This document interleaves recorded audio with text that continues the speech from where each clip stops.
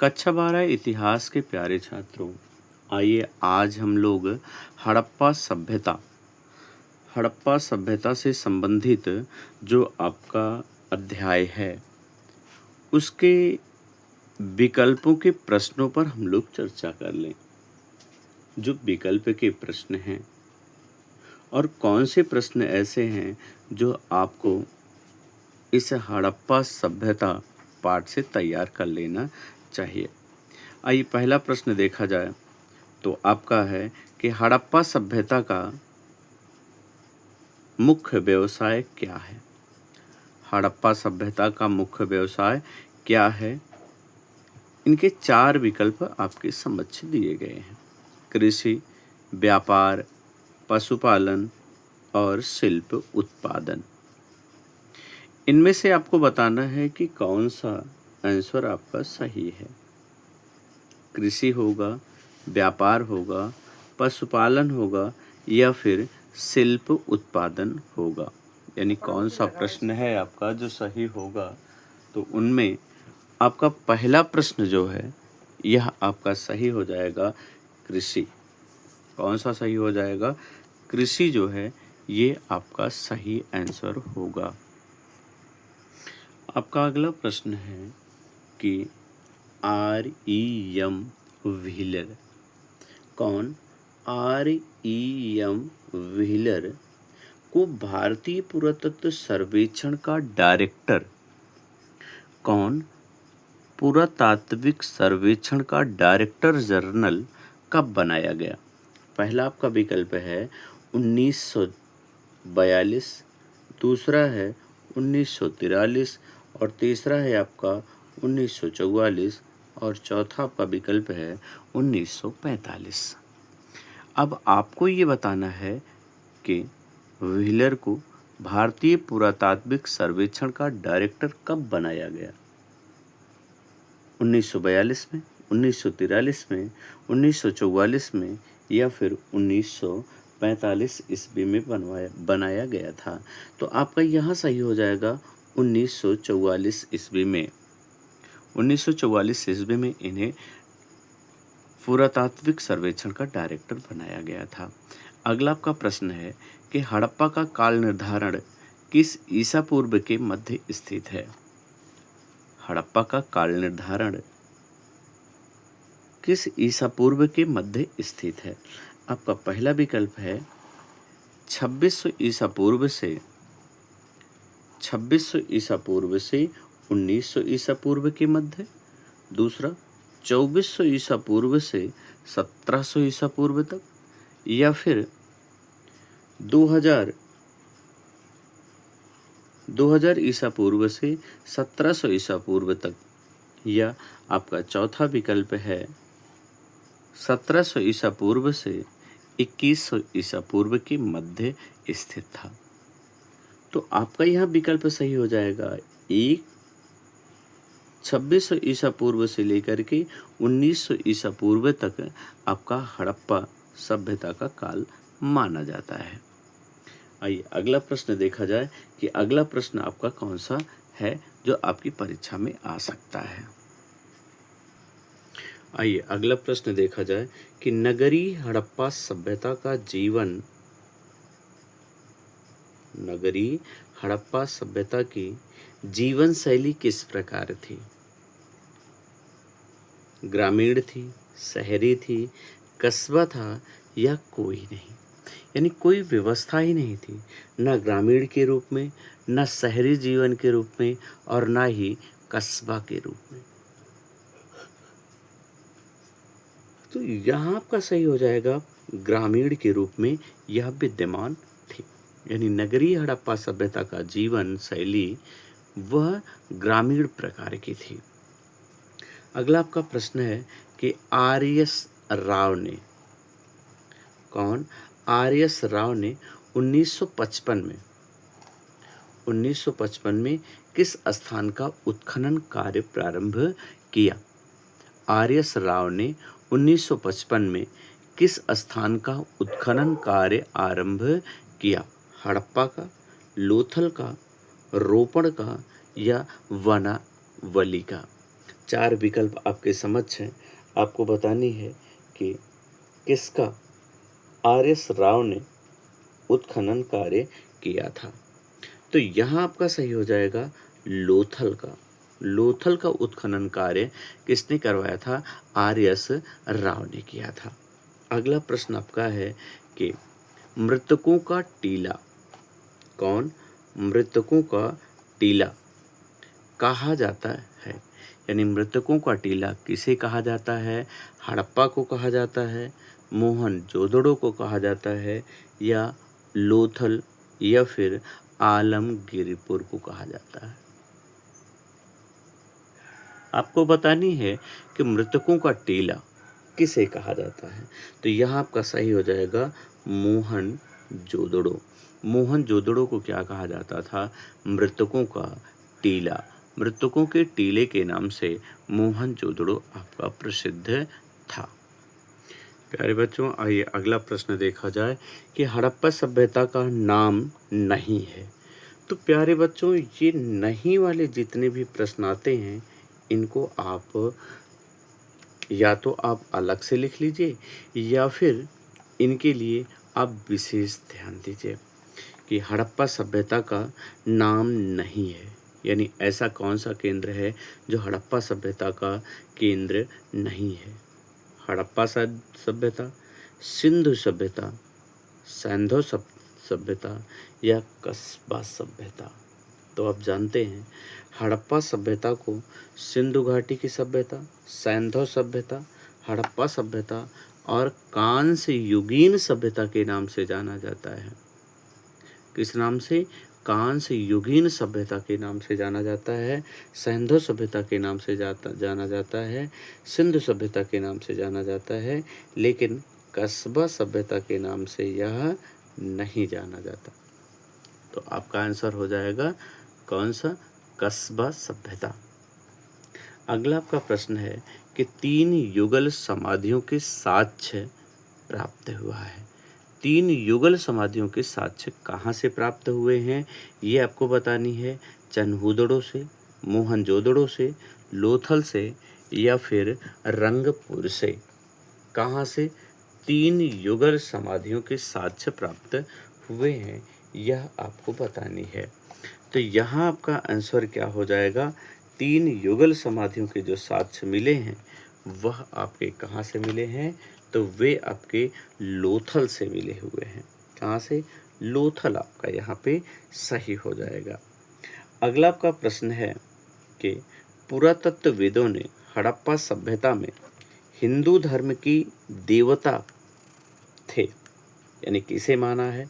पुरातत्वविदों ने हड़प्पा सभ्यता में हिंदू धर्म की देवी देवता किसे माना है? वो कौन थे? विष्णु थे, शिव थे या गणेश थे या फिर राम थे? ऐसे कौन थे जो? अगला प्रश्न आपका ये है, आपको सामने आपके नहीं ले आया गया। अब आप देखिए, ये आपका अगला प्रश्न है कि पुरातत्वविदों ने हड़प्पा सभ्यता में हिंदू धर्म के देवता माने गए हैं या थे। कौन थे? विष्णु थे, गणेश थे, शिव थे या फिर राम थे? तो यहाँ आपका करेक्ट आंसर हो जाएगा शिव। कौन थे? शिव थे, जो हिंदू धर्म के देवी देवता माने जाते थे। कौन? शिव को माना गया है। आइए प्यारे बच्चों, आइए अब हम लोग सीधे प्रश्न लिखे जाएं और उसके आंसर लिखे जाएं कि कौन से प्रश्न होंगे और कौन से आपके विकल्प में प्रश्न दिए जाएंगे। आपसे यदि पूछा गया कि चावल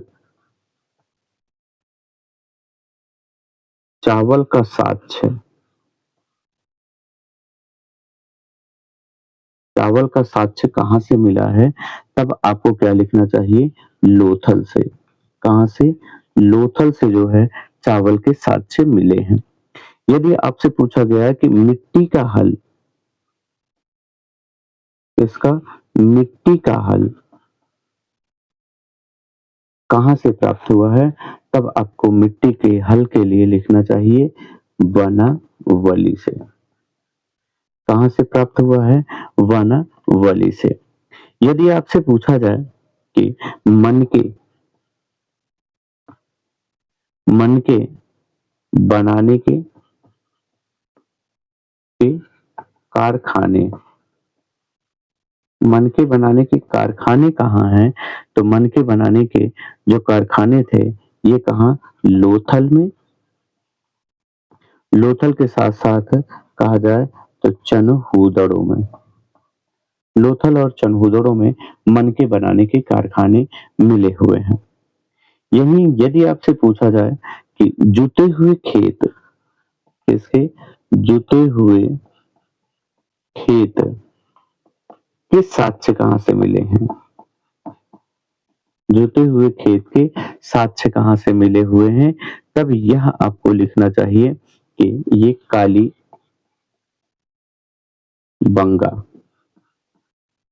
काली बंगा से, काली बंगा से या काली बंगन से प्राप्त हुआ है, ये आपको लिखना चाहिए। अगला, यदि आपसे पूछा जाए कि अग्निकुंड,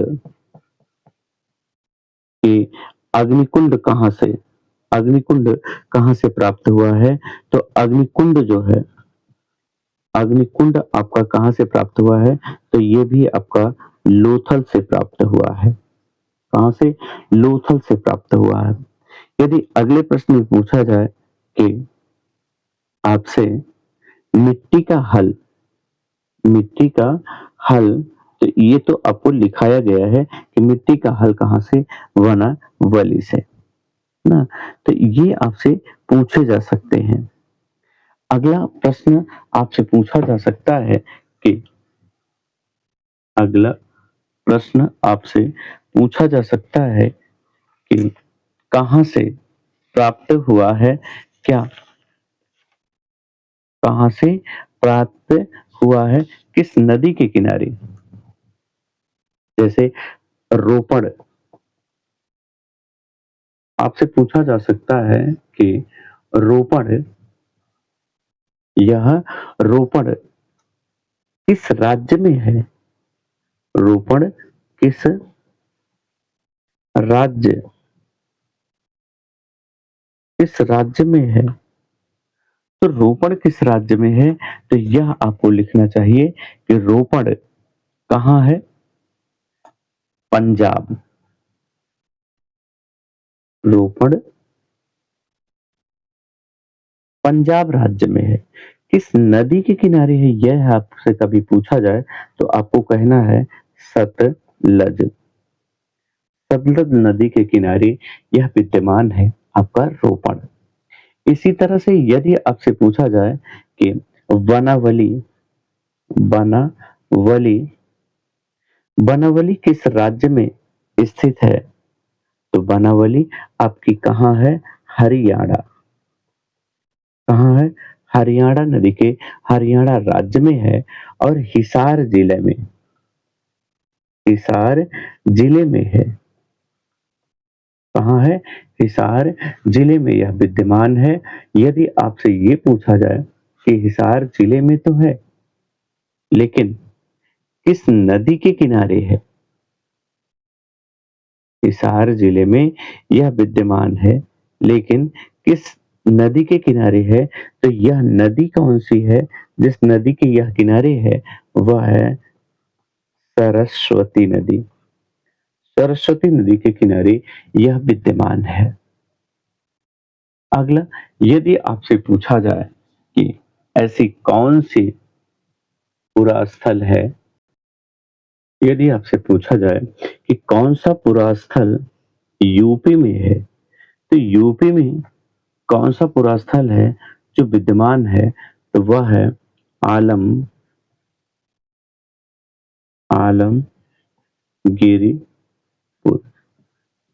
आलमगीरपुर कहाँ है, तो यह उत्तर प्रदेश में विद्यमान है। वैसे आपसे कहा जाए कि राखी गढ़ी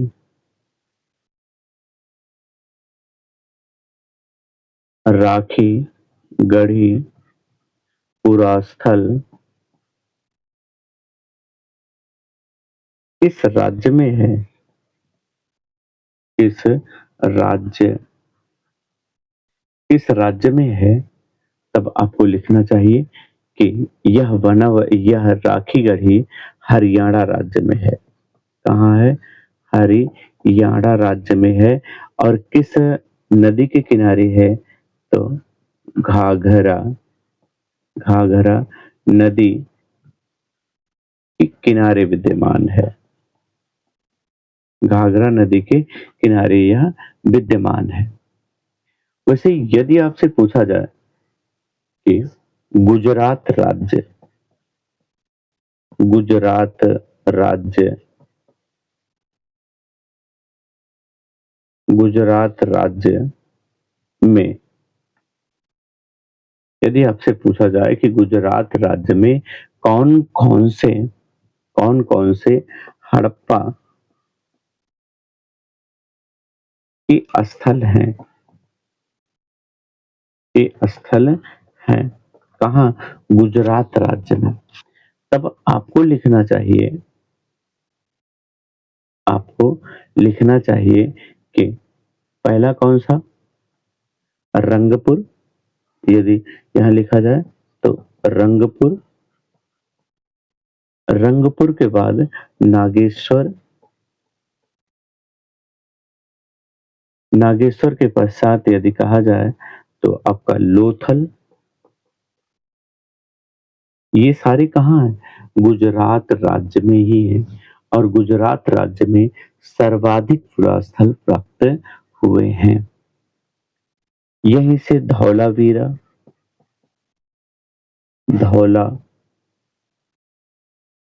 धौलावीरा यहीं से यदि कहा जाए तो आपका सुर उटदा यह हड़प्पा राज्य से प्राप्त होने वाले पुरास्थल हैं। जो हड़प्पा से हड़प्पा के पुरास्थल गुजरात से प्राप्त हुए हैं। ऐसे कौन से पुरास्थल हैं जो आपके पाकिस्तान पाकिस्तान से प्राप्त पाकिस्तान से प्राप्त हुए हैं? ऐसे कौन से पुरास्थल हैं आपके जो पाकिस्तान से प्राप्त हुए हैं? तो पहला कहा जाए, आइए यहां से देखा जाए। यदि पाकिस्तान की बात की जाए कि पाकिस्तान में कौन से पुरास्थल हैं जो प्राप्त हुए हैं, तो उनमें सबसे पहले हड़प्पा कौन सी हड़प्पा पुरास्थल है जो रावी नदी के तट पे है। रावी नदी के तट पर है। दूसरा कहा जाए तो मोहनजोदड़ो है। मोहनजोदड़ो आपके सिंधु नदी पे है। सिंधु नदी सिंधु नदी पे है। वहीं यदि तीसरा कहा जाए तो चनहुदड़ो चनहुदड़ो है जो कि सिंधु नदी पर विद्यमान है। तो ये तीन नगर आपके ऐसे हैं जो सिंधु नदी के किनारे विद्यमान है। और यह स्थल कहाँ? तो आपका पाकिस्तान में विद्यमान है। पाकिस्तान के तीन पुरा स्थल हैं। वैसे हड़प्पा कहा जाए किन देशों में है, तो हड़प्पा आपका तीन देशों में विद्यमान है। पहला पाकिस्तान, दूसरा भारत और तीसरा अफगानिस्तान। अफगानिस्तान में यह विद्यमान है। तो इन पुरा स्थलों से हमें किसकी प्राप्त हुई है? हड़प्पा सभ्यता की पुरा स्थलों की। आगे यदि लिखा जाए कि आर्यसबिस्ट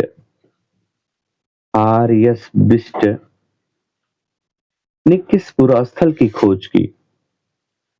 तो आर एस बिष्ट ने धौला किसकी?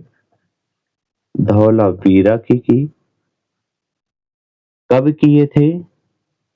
तो 1965 में। तो इससे आपके 3 प्रश्न बन जाते हैं कि हड़प्पा सभ्यता के किस पुरास्थल की खोज आर एस बिष्ट ने की? दूसरा, धौलावीरा पुरास्थल की खोज किसने की? और तीसरा आपसे पूछा जा सकता है कि आर एस बिष्ट ने धौलावीरा की खोज कब की थी? तब आपका आंसर होगा 1965 में। अगला यदि कहा जाए कि बीबी लाल, कौन? बीबी लाल। बीबी लाल ने किस पुरास्थल की खोज की थी? तो बीबी लाल ने किसकी खोज की थी? रोपण की। रोपण की खोज बीबी लाल ने किया था। रोपण की खोज कब किया गया था? तो आपको लिखना चाहिए 1950 में बीबी लाल ने किया था। दूसरा, यदि आपसे कभी पूछा जाए कि यज्ञदत्त शर्मा, कौन? यज्ञदत्त शर्मा ने किस पुरास्थल की खोज की थी? तो आपको लिखना चाहिए आलमगीरपुर। आलमगीरपुर की खोज यज्ञदत्त शर्मा ने किया था और यह कहाँ है? मेरठ में। और मेरठ कहाँ? यूपी में। यदि आपसे पूछा जाए कि कब किया गया था? तो 1956 ईस्वी में आलमगीरपुर की खोज की गई थी। वैसे यदि आपसे पूछा जाए किसके बारे में? लोथल के बारे में, तो लोथल की खोज किया था आर राव ने। किसने किया था? आर राव ने किया था। किसकी खोज? लोथल की खोज की किया था। और लोथल की खोज कब की गई थी? तो 1953 ईस्वी में लोथल की खोज की गई थी।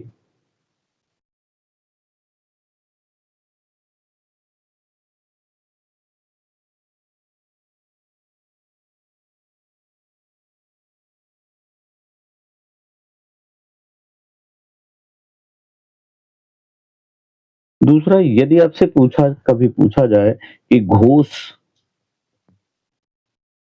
घोष ने किसकी खोज की थी? तब आपको लिखना चाहिए काली वंगन की। काली वंगन की खोज घोष ने किया था। और कब? 1953 ईस्वी में इन्होंने इसकी खोज की थी। वैसे आर एस बिष्ट के लिए कहा जाता है कि इन्होंने, कौन? आर एस बिष्ट ने वनावली की भी खोज की थी। किसकी? वनावली की भी खोज किया था आर एस बिष्ट ने। कब इन्होंने किया था? तो 1974 ईस्वी में आर एस बिष्ट ने वनावली की खोज की थी।